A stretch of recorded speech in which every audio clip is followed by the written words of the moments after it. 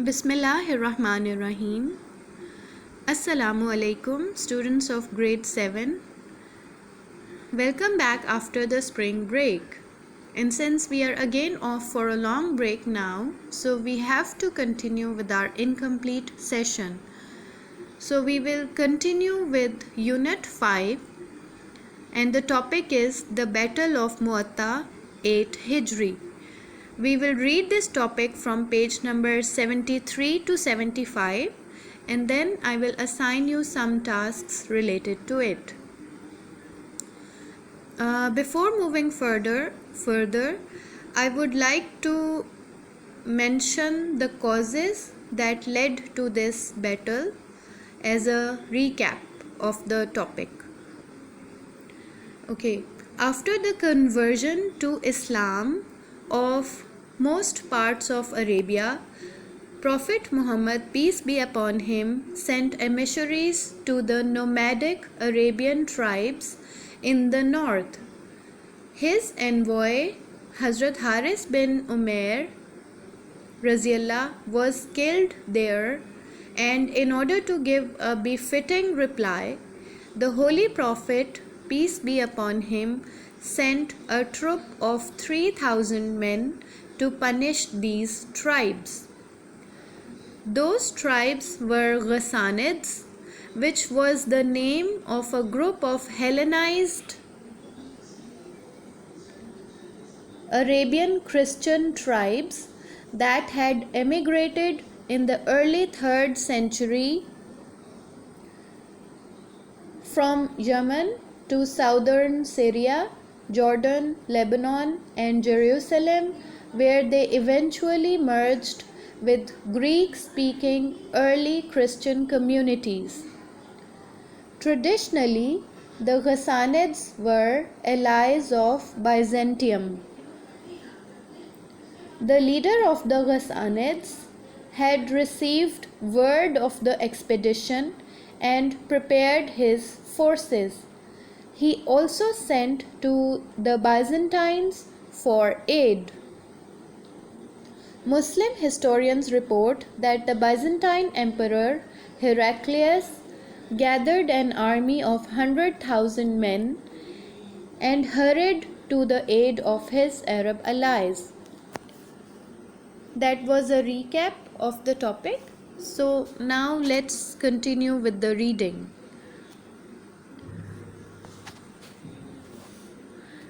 Background. The Holy Prophet ﷺ sent an invitation through Hazrat Haris bin Umair Azdi Raziallah to Shurahbil bin Umar Ghassani, who was the governor of Syria from the government of Rome, to embrace Islam. But Shurahbil killed him. He was the only one among the whole group of envoys to get martyred like this. When the Prophet ﷺ heard this news, he was deeply distressed. It was not an ordinary event that his envoy and his companion, Raziallah, should be martyred. The Holy Prophet ﷺ decided to give a befitting reply. Command for Jihad. He ﷺ informed all the companions about this tragedy and started organizing his army. He ﷺ appointed Hazrat Zaid bin Haris Raziallah as commander and said that if he were to be martyred, then his paternal cousin Hazrat Jafar Raziallah would take over, and if he were martyred, then Hazrat Abdullah bin Rawaha Raziallah would take over from him. If he were also martyred, then the Muslims should consult among themselves and appoint a commander. This was an extraordinary step to appoint 3 commanders at once. However, it was also an indication that these companions Raziallah would gain martyrdom. He ﷺ then gave the flag to Hazrat Zaid bin Haris Raziallah, and an army of 3,000 companions Raziallah departed from Medina.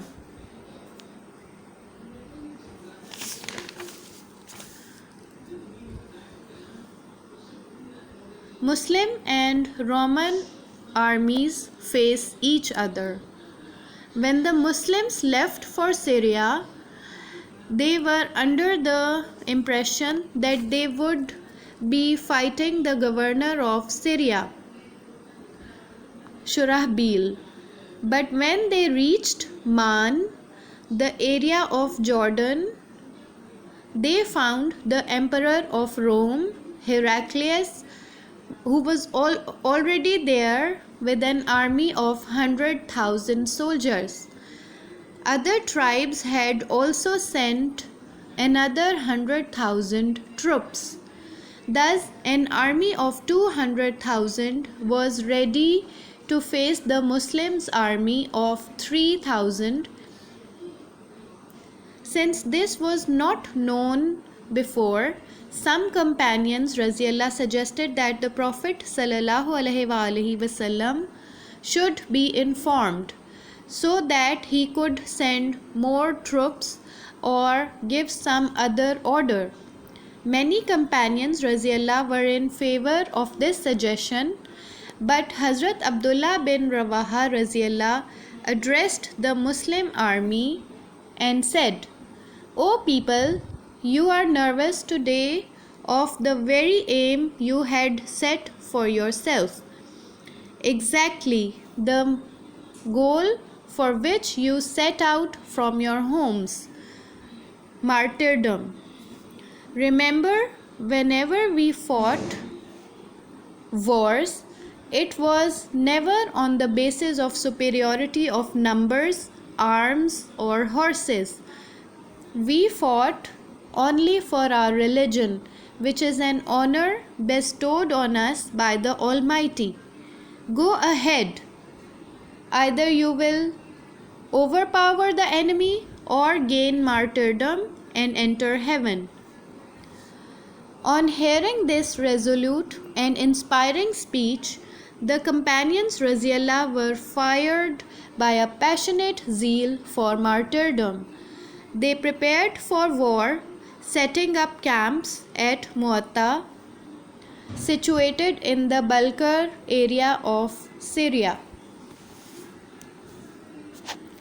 Events of the war. A severe and forceful conflict took place at Mu'atta. Both the armies attacked each other fiercely. During the battle, Hazrat Zaid bin Haris Raziallah was martyred. Then Hazrat Jafar Raziallah became the flag bearer. In the shower of spears and arrows, it became extremely difficult for him to remain seated on his steed. So he got down and, holding the flag in his right hand, pushed into the ranks of the enemy. When the enemy struck down his right arm, he immediately picked up the flag in his left hand. When he lost that arm as well, he tried to hold it with his cut-off arms. But the third attack martyred him. Hazrat Abdullah bin Umar Raziallah said, "There were more than 90 wounds on the body of Hazrat Jafar Raziallah, made by spears and swords. However, there was not a single wound on his back." According to the command of the Prophet ﷺ, Hazrat Abdullah bin Rawaha Raziallah picked up the flag and started advancing towards the enemy. He had been starving since many days. Seeing this, his paternal cousin gave him a small piece of meat to regain some energy. Hazrat Abdullah bin Rawaha Raziyallah sucked on it just once and immediately threw it away, telling himself, "You are indulging in these worldly activities in this condition." He picked up his sword and attacked the enemy fiercely and gave his life to his Maker, fighting for Islam. As he died, the flag fell down on the earth. So Hazrat Sabit bin Arqam Raziyallah leapt forward, picked up the flag and called out to the Muslims, "Select anyone amongst you as commander." The people said that they wanted him to be their commander, but he did not accept their suggestion. The Muslims then consulted amongst themselves and appointed Hazrat Khalid bin Walid Raziyallah as their commander. He picked up the flag of Islam, advancing forward. He fought fearlessly and courageously. The next day he opposed the enemy in such a manner that he overwhelmed them completely. They thought that fresh reinforcements had arrived. Finally, Hazrat Khalid bin Walid Raziyallah forced the Romans to leave the field and flee. He and the Muslims returned in triumph to Medina. In this battle, 12 Muslims were martyred. Allah Almighty, by His power, showed the scene of the Battle of Mu'atta to His Prophet sallallahu alaihi wasallam. He sallallahu alaihi wasallam sent for his companions Raziyallah and climbing up to the pulpit announced, Zaid Raziyallah held the flag and fought fiercely to make the enemy fall until he was martyred and entered heaven. Then Jafar Raziyallah took the flag and was martyred fighting. He entered heaven and is going around flying with the angels. Next, Abdullah bin Rawaha Raziyallah took up the flag. The Prophet sallallahu alaihi wasallam stopped there. The companions Raziyallah got worried by his silence, wondering if Abdullah Raziyallah had committed an objectionable act. But after a brief pause, he sallallahu alaihi wasallam continued, Abdullah Raziyallah too fought bravely with the non-believers and was martyred. All three of them are now in heaven, sitting on golden thrones. Okay, students? Now I will assign you some tasks. That was all for the reading, and now I will assign you some tasks related to it. Okay, students, as we are done with the reading of the topic, the Battle of Mu'atta, now I will assign you some tasks, and that is, we have to do question answers. We have to do question number 1, 2 and 4 in the Islamia notebooks.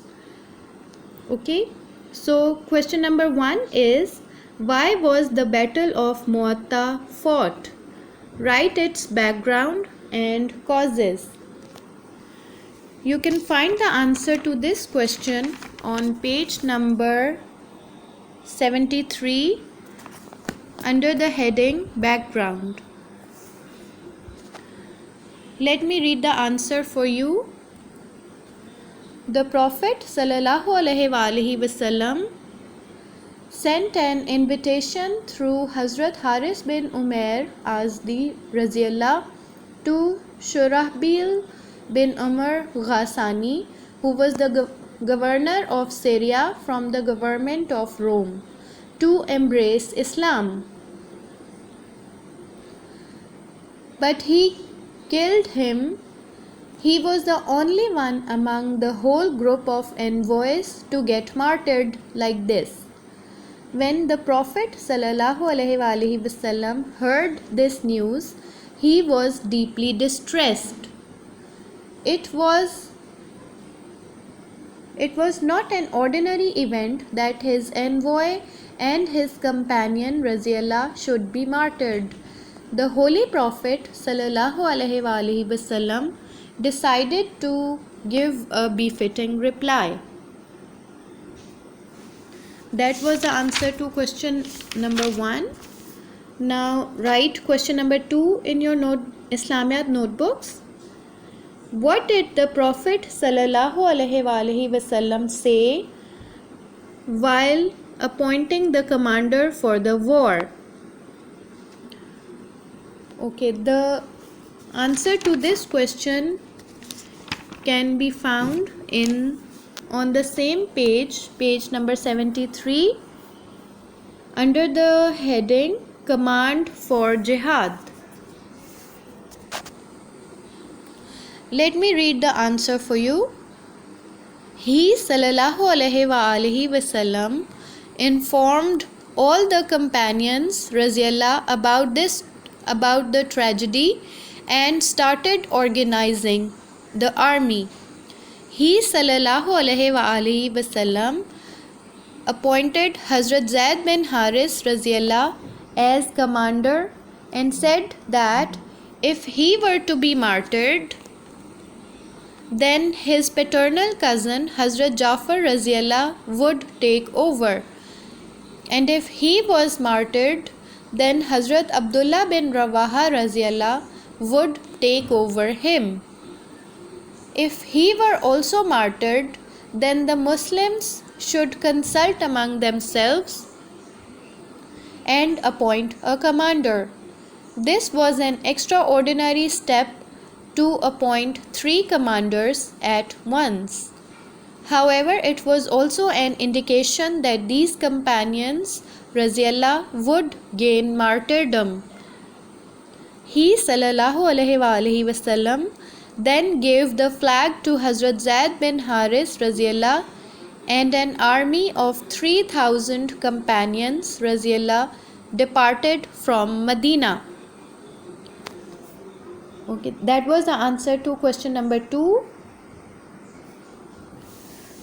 Now let's come to question number 4. We will not do question number 3, so just leave it. Write question number 4 in your Islamiyat notebooks. Relate the incident of martyrdom of Hazrat Jafar Tayyar Raziallah. Okay, you can find the answer to this question on page number 74 under the heading Events of the War.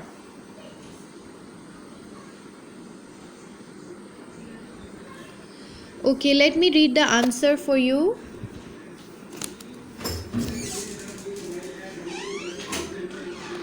A severe, forceful conflict took place at Mu'atta. Both the armies attacked each other fiercely. During the battle, Hazrat Zaid bin Haris Raziallah was martyred. Then Hazrat Jafar Raziallah became the flag bearer. In the shower of spears and arrows, it became extremely difficult for him to remain seated on his steed. So he got down and, holding the flag in his right hand, pushed into the ranks of the enemy. The enemy immediately struck down his right arm. He picked up the flag in his left arm. When he lost that arm as well, he tried to hold it with his cut off arms, but the third attack martyred him. That was the answer to question number 4, and that was all for today's lecture. Thank you.